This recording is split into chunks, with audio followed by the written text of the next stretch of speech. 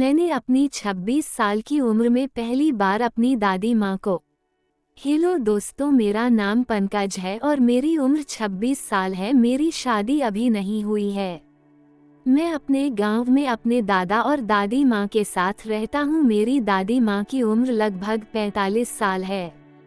मेरे दादाजी बूढ़ी हो गई है, उनसे कुछ भी काम अब नहीं हो पाता है, क्योंकि मेरी दादी माँ की शादी बहुत ही कम उम्र में ही मेरे दादाजी से हो गई थी। लेकिन दादी माँ अभी बहुत ही जवान और मोटी है और वह ऐसी लगती है कि जैसे कि कोई 30 साल की औरत हो। उनको देखकर मेरा तो बहुत ही ज्यादा उनका काम करने का मन करने लग जाता है, लेकिन मुझे उनका काम करने का कभी मौका ही नहीं मिल रहा था। तभी रात के 2 बजे मैं अपने कमरे से बाहर निकला तो मुझे कुछ आवाज मेरे कान में सुनाई पड़ रही थी। तभी मैं अपने दादा दादी के कमरे के पास जाकर देखा तो मेरी दादी मेरे दादाजी पर बहुत ही ज्यादा गुस्सा हो गई थी, क्योंकि मेरे दादाजी उनका काम अच्छी तरह से नहीं कर पाते थे। फिर मेरी दादी माँ बोलती है, जब मेरा मन काम करने के लिए करती है तो आपसे कुछ नहीं हो पाता है।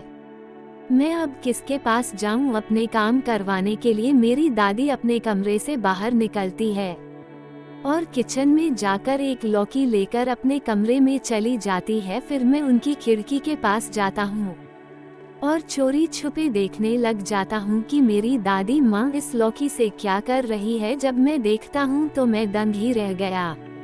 तभी मैं सोचा कि दादी को कैसे भी करके मैं उनका काम करना ही पड़ेगा, नहीं तो अगर यह किसी और से अपना काम करवा लेगी तो बहुत ही ज्यादा दिक्कत हो जाएगी। अगर कोई और काम करेगा तो फिर मुझे नहीं काम करने देगी।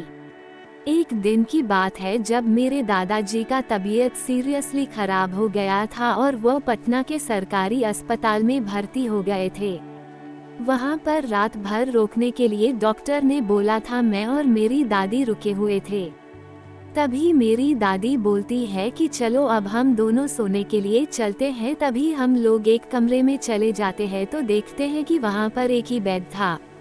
फिर मैं और मेरी दादी वहीं पर सो जाती हैं, एक ही बेड पर। फिर रात के लगभग 12 बज रहे थे।